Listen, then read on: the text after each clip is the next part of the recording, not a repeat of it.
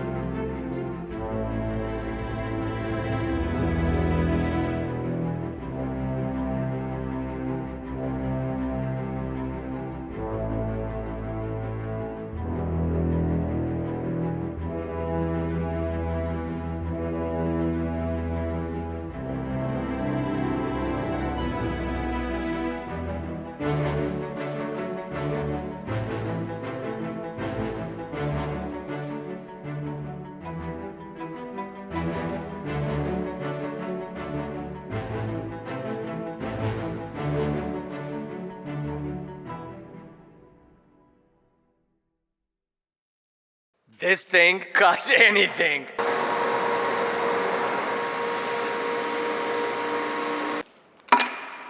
So what is it essentially? I put this here. This is a tool locking mechanism so that out of the tool holder with the collet, so it's a 1, 2, 3, 4 part to get a knife to work for the CNC. Put it there. And this is something like it's called a ball nose. So it's used to make very three-dimensional stuff, like sculpt, essentially.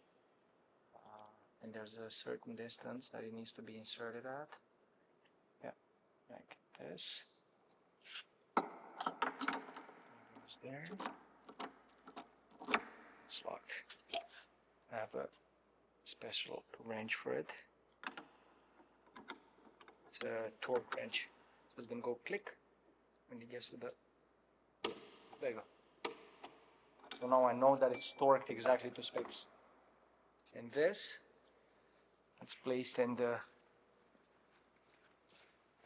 router's tool holder, like this.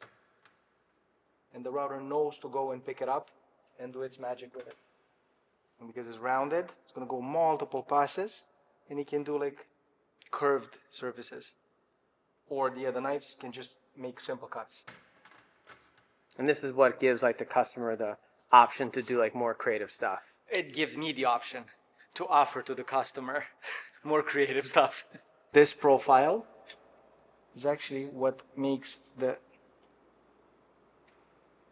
what relieves the material from here. So this goes on the frame, it does the outline, and then there's another one, like a ball nose, super small, just like this, but this is 1/2 inch diameter. We're gonna use one that's 1/8 of an inch diameter, and it's gonna do the corner actually. So it's a combination of multiple knives and different techniques with the CNC, so that you can get this 5-piece look-alike door.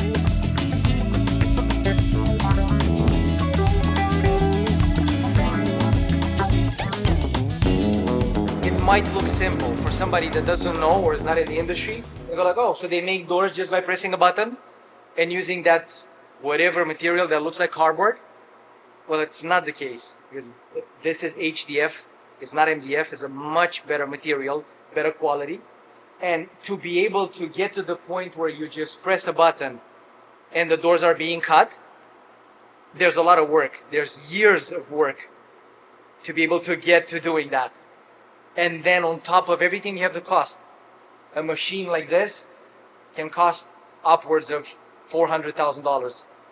And then the setup to make it work. So there's a extremely high initial investment and then a super steep learning curve to be able to press a button and make doors. Boom.